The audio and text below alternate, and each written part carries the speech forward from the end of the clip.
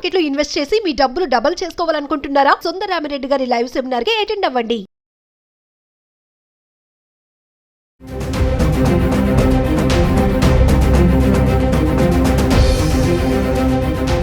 నమస్తే, welcome back to Suman TV. Present మనతో పాటు ఉన్నారు అనలిస్ట్ మందరి కృష్ణారెడ్డి గారు. నమస్తే సార్. నమస్తే అమ్మ. సార్, అమెరికా అధ్యక్షుడు డొనాల్డ్ ట్రంప్ వచ్చాక ఎన్నో మార్పులు జరిగాయి. అలా వీసాలో వచ్చినటువంటి మార్పుల గురించి మనం మాట్లాడుకున్నాం. ఏదైతే H1B వీసా ఉందో అక్కడి నుంచి ఇప్పుడు ఇది ఓపీటీ స్టూడెంట్స్ టార్గెట్ అయిపోయారు. ఇప్పుడు కొత్తగా ఏంటంటే FDNS అని fraud detection national security officers ఎవరైతే ఓపీటీ స్టూడెంట్స్ ఉంటారో ఇంటర్నేషనల్ స్టూడెంట్స్ వాళ్ళ ఇంటికి వెళ్ళి సర్చ్ చేయడం జరుగుతుంది. అంటే వీరు కరెక్ట్గానే ఉన్నారా, ఏమైనా ఫ్రాడ్ చేస్తున్నారా అనేసి. ఒక్కసారి వివరాల్లోకి వెళ్తే సార్. ట్రంప్ ఆలోచన విధానం ఏమిటంటే వీలైనంత వరకు స్టూడెంట్స్ని తగ్గించాలని ఆల్రెడీ స్టూడెంట్షిప్ కంప్లీట్ చేసి ఫర్దర్ స్టడీస్ కోసం వాళ్ళకు ఒక 3 ఏళ్ళు దాదాపు మధ్యలో గ్యాప్ ఉంది కాబట్టి ఆ ఓపీటీ టైం లోపల దాన్ని ఏ రకంగా ఉపయోగించుకొని వాళ్ళు పూర్తి చేసుకుని వాళ్ళు ఏదైనా ఒక జాబ్లో చేరే అవకాశాలు ఉన్నాయి. ఇలా జాబ్లో చేరకుండా వీళ్ళని ముందుగానే భయపెట్టి బయటికి పంపించేటట్టయితే చిన్న చిన్న జాబుల్లో చేరేటువంటి అవకాశం పూర్తిగా తగ్గిపోతుంది. ఎందుకంటే చిన్న జాబుల్లో ఎక్కువగా చేరే అవకాశం ఎవరికి ఉంటుందంటే అమెరికన్స్కి ఎక్కువ అవకాశం ఉంటుంది. వాళ్ళు హైయెస్ట్ క్వాలిఫైడ్ చాలా తక్కువ, అక్కడ మేధావులు ఇంకా చాలా తక్కువ, కాబట్టి హైయెస్ట్ పోస్ట్కి ఆస్పిరేషన్స్ తక్కువ అక్కడ, కాబట్టి చిన్న జాబులు ఎక్కువ వస్తాయి. ఆ చిన్న జాబులు కూడా ఇండియన్స్ కొట్టేయడం వల్ల లేదా ఇతర దేశాల నుంచి వచ్చిన వాళ్ళు కొట్టేయడం వల్ల ఆ జాబులు కూడా రాకుండా పోతున్నాయి వాళ్ళకి. కాబట్టి దీనివల్ల ఎప్పుడైతే H1B వీసాకి $1,00,000 ఫీజు ఎప్పుడైతే ఏర్పాటు చేశారో దాంతో అతని ఉద్దేశం ఏంటంటే నెక్స్ట్ ఇయర్ నుంచి, యాక్చువల్గా ఈ సంవత్సరం నుంచే పెట్టాలనుకున్నాడు, ప్రతి సంవత్సరం పెట్టాలనుకున్నాడు, కానీ ఒత్తిళ్లు విపరీతంగా వచ్చాయి. కంపెనీస్ నుంచి విపరీతంగా వచ్చేసి మీరు ఇలా చేస్తే మాత్రం మేము కంపెనీసే మొత్తం కంపెనీ ఇక్కడ షిఫ్ట్ చేసి వేరే దేశాలకు తీసుకెళ్ళిపోతాం అని చెప్పేదాకా కూడా వాళ్ళని బెదిరించడం జరిగింది. ఆ థ్రెటన్కు భయపడి ట్రంప్ కొంచెం దాన్ని కొద్దిగా తగ్గించేసి లైఫ్ టైం ఒకసారి గడితే చాలు $1,00,000 అని పెట్టాడు. అది కూడా చాలా ఎక్కువ, ₹1,00,00,000 సుమారుగా పే చేసి ఎవరు తీసుకెళ్లాలని సిద్ధపడడం అంటే చాలా హైయెస్ట్ పోస్ట్లో ఉండేవాళ్ళని, ఇంకా లేకపోతే ఇంకా కంపెనీ నడవదనే పరిస్థితిలో ఉండేవాళ్ళని తప్ప మామూలు వాళ్ళకి కట్టడం అనేది జరగదు. కాబట్టి బాగా అత్యున్నతమైనటువంటి స్థాయిలోకి అతి మేధావులైనటువంటి వ్యక్తులు మాత్రమే ఇక అమెరికాకు పెడతారు తప్ప మిగిలిన వాళ్ళు వెళ్ళడం చాలా కష్టం. అయితే మరి ఈ కింది జాబులలో చేరుతున్నట్టు వాళ్ళని స్టూడెంట్షిప్లో ఆల్రెడీ స్టూడెంట్స్ని తగ్గించడానికి మార్గాలు రకరకాలుగా చేశాడు. స్టూడెంట్స్ రానివ్వకుండా చేయడానికి ఎత్తుగడలు వేసి వీసా ప్రాసెస్ ఫీజు పెంచడంతో దాంతో పాటుగా స్టార్ట్ చేయడంతో పాటుగా వాళ్ళ యొక్క సోషల్ మీడియా మొత్తం చెక్ చేయడం, ఎక్కడైనా పొరపాటున ఎవరైనా పెట్టినటువంటి పోస్ట్ని వాళ్ళు ఫార్వర్డ్ చేసినా అది వాళ్ళకు వ్యతిరేకంగా ఉందని చెప్పి దీంతో వీసాలు రిజెక్ట్ చేయడం, ఆల్రెడీ ఇండియాకు ఎంటర్ అయినట్టు వాళ్ళని కూడా కొంతమంది తర్ఫీ చేసి వాళ్ళ నుంచి కూడా కొంతమంది వెనక్కి పంపించినట్లాంటివన్నీ అలా కామన్గా చేస్తూ వచ్చాడు. ఇప్పుడు అక్కడ సక్సెస్ఫుల్గా స్టడీస్ పూర్తి చేసుకొని ఫర్దర్ స్టడీస్ కోసం కానీ ఫర్దర్గా ఉద్యోగం కోసం కానీ మధ్యలో గ్యాప్ వచ్చి ఆ 2-3 సంవత్సరాలు ఖచ్చితంగా వాళ్ళు జాబ్ అన్నా చేస్తూ ఉండాలి, లేదా హయ్యర్ స్టడీ ఏదైనా చేస్తూ ఉండాలి.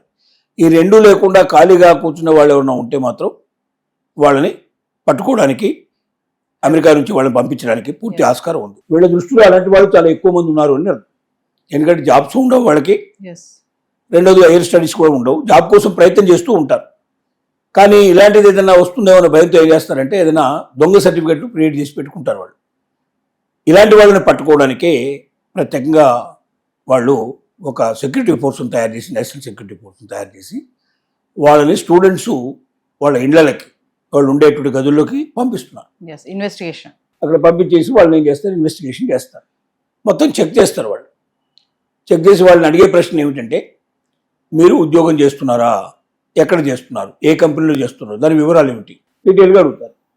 యాక్చువల్గా జాబ్ చేస్తున్న వాళ్ళైతే ఇబ్బంది లేకుండా జాబ్ చేస్తున్న అనేది వాళ్ళు ఏమున్నదో ఎక్కడ ఉన్నదో వాళ్ళు ఐడి కార్డుతో సహా చూపిస్తారు. జాబ్ చేయని వాళ్ళకే ఈ సమస్య ఎక్కువ. వాళ్ళు ఫర్దర్గా వేరే హయ్యర్ స్టడీస్ చేయడం లేదు, జాబ్లో కూడా జాయిన్ కాలేదు. ఈ 3 సంవత్సరాల్లో ఏం చేయాలని వాళ్ళకు ఉంది ఉద్దేశం అంటే ఖచ్చితంగా మీరు ఏదైనా జాబ్ చేస్తున్నా మీరు ఇక్కడ ఉండొచ్చు 3 ఏళ్ళు, లేదా ఫర్దర్ స్టడీ చేసైనా ఉండొచ్చు. ఏమీ లేకుండా ఖాళీగా మాత్రం అమెరికాలో ఉండడానికి వీల్లేదు, ఇది కండిషన్. ఆ కండిషన్ ప్రకారంగా కొంతమంది అన్నా దొరక్కపోతారా. రెండోది ఇలాగ చేస్తున్నారని మొదలు పెట్టంగానే జాబ్ దొరకని వాడు, హైయర్ స్టడీ చేయగలిగే కెపాసిటీని వాడు సర్దుకొని అమెరికా నుంచి వెళ్ళిపోతారనేటువంటిది ఆ భయాన్ని క్రియేట్ చేయాలనే ఉద్దేశం కూడా దీంట్లో మెయిన్గా ఉంది. అందుకే ఇప్పుడు అక్కడ ఉండవలసిన చాలా జాగ్రత్త పడాల్సిన పరిస్థితి ఏర్పడింది. ముఖ్యంగా ఇలాంటి ఎవరైతే ఓటీపీ స్టూడెంట్స్ ఉన్నారు, ఓటీపీ వాళ్ళంతా కూడా చేయాల్సిన పని, ఓపీటీ వాళ్ళంతా చేయాల్సిన పని ఏంటంటే ప్రత్యేకంగా వాళ్ళు జాబ్లో ఉన్నట్టయితే జాబ్ డీటెయిల్స్ అన్ని పెట్టుకోవాలి. రెండోది వాళ్ళ సోషల్ మీడియాను వాళ్ళు 1-2 సార్లు జాగ్రత్త చెక్ చేసుకోవాలి. ఏవైనా పోస్టులు ఉంటే, అభ్యంతరకరమైన పోస్టులు లాంటివి ఉంటే వాటిని వెంటనే తొలగించుకొని వాటిని పూర్తిగా లేకుండా రాకుండా చేసుకోవాల్సిన అవసరం ఉన్నది. ఒకవేళ వాళ్ళకు జాబ్ లేకపోతే ఏదైనా ఫర్దర్ స్టడీలో అయినా జాయిన్ కాక తప్పదు. ఈ రెండూ లేకుండా ఏదైనా దొంగ సర్టిఫికెట్లు పెడితే మన అదొక పెద్ద ప్రశ్న. ఆ దొంగతనం బయటపడింది అంటే, ఎందుకంటే దొంగ సర్టిఫికెట్ ఉండేవాడు టక్కటక్క చెప్పమంటే వివరాలు చెప్పలేడు.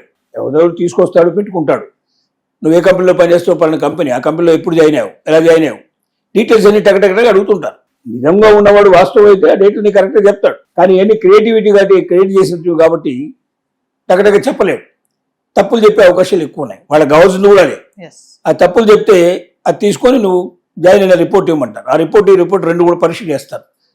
చేసుకొని మీరు చెప్పిన దానికి రిపోర్ట్ మధ్య పరీక్ష చేసి నువ్వు డేట్ తప్పు చెప్పావు, నువ్వు సరైన ఆన్సర్ ఇవ్వలేదు కాబట్టి నీ క్యాన్సిల్ చేసుకున్నావు అని చెప్పి పంపించే అవకాశాలు ఉంటాయి. ఇక్కడ ఇంకొకటి సార్, ఈ సెనేటర్స్ ఎవరైతే ఉన్నారో వాళ్ళు ఒక సోషల్ మీడియాలో ఈ ఏదైతే ఓపీటీ ఉందో ఆప్షనల్ ప్రాక్టికల్ ట్రైనింగ్ దీన్ని రిమూవ్ చేసేయాలని చెప్పేసి ఒక నోటీస్ అయితే హల్చల్ చేస్తుంది అనేసి అయితే వింటున్నాం మనం. అంటే దాన్ని రిమూవ్ చేయడం అనేది ఎంతవరకు కరెక్ట్ అంటారు? ఓపీటీని ఏది కరెక్టు ఏది తప్పు అని చెప్పే పరిస్థితి ఇక్కడ లేదు. ఎందుకంటే చట్ట ప్రకారం ట్రంప్ అనుకున్నదే చట్టం. వాస్తవంగా ట్రంప్ చేసినటువంటి అనేక నిర్ణయాలు తప్పు అని అక్కడ ఉన్న సెనేటర్లో చాలామంది చెప్తున్నారు, మేధావులంతా చెప్తున్నారు.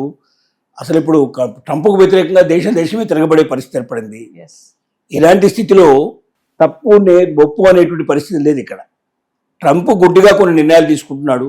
ఆ నిర్ణయాల ప్రకారంగా అక్కడ ఉన్నటువంటి మొత్తం యంత్రాంగం అంతా పనిచేయాల్సిన పరిస్థితి ఏర్పడుతుంది. వాళ్ళ లక్ష్యం ఒకటే, ఇతర దేశాల నుంచి వచ్చినటువంటి స్టూడెంట్స్ని కానీ ఇతర దేశాల నుంచి వచ్చే చిన్న ఎంప్లాయీస్ని కానీ పూర్తిగా పంపించాలి. పెద్ద ఎంప్లాయీలో మేధావులుగా ఉండేటువంటి మాత్రమే మిగిలిన వాళ్ళందరినీ పంపించేయాలి. ఆ జాబ్స్ అన్ని నిరుద్యోగులైనటువంటి అమెరికన్స్కి ఇప్పించాలి. ట్రంప్ చేసిన వాగ్దానం లోపల అది ఒక ముఖ్యమైన వాగ్దానం, ఎలక్షన్ల వాగ్దానం. ఆ వాగ్దానాన్ని నెరవేర్చుకోవాలి. అప్పుడు ట్రంప్ పేరు ప్రఖ్యాతులు ఎప్పటికీ నిలబడిపోతాయి. ఇది వాళ్ళు అనుకుంటున్నటువంటి. కాబట్టి దానికి అనుగుణంగానే వాళ్ళు పనిచేస్తారు తప్ప ఇప్పుడు న్యాయమా ధర్మమా అనేటువంటి విచక్షణ జ్ఞానానికి పోయేటువంటి పరిస్థితి లేదు. ఇది అందుకే అక్కడ ఉన్న వాళ్ళంతా చాలా జాగ్రత్త పడాలి. ఎవరైతే ఓపీటీలో ఉన్నారో అక్కడ ప్రజెంట్ పొజిషన్ లోపల అలాంటి వాళ్ళు 1-2 సార్లు ఆలోచించుకొని వాళ్ళు చేస్తున్నది ఏమిటి, నిజంగానే వాళ్ళు ఫర్దర్ స్టడీ చేస్తున్నారా, లేక నిజంగానే వాళ్ళు ఏదైనా జాబ్లో జాయిన్ అయ్యారా. జాబ్లో కాకపోతే మాత్రం ఏదైనా దొంగ సర్టిఫికేట్ పెట్టుకుని ఉంటే మాత్రం ఆ సర్టిఫికేట్లో ఉండే డేట్లు, జాయినింగ్ డేట్ కానీ వాళ్ళ దాంట్లో చెప్పినటువంటి వివరాలు కానీ అవన్నీ వాళ్ళకు పూర్తిగా కంటత రావాలి. అడిగినప్పుడు తడుముకోకుండా చెప్పగలిగే పరిస్థితి ఉండాలి. వీటన్నిటికీ సద్యంగా ఉంటేనే వాళ్ళు అమెరికాలో ఉండగలిగే అవకాశం ఉంది. లేకపోతే మరుక్షణం వాళ్ళని అక్కడి నుంచి పాలు చేసి పంపించే అవకాశాలు ఉన్నాయి. Thank you.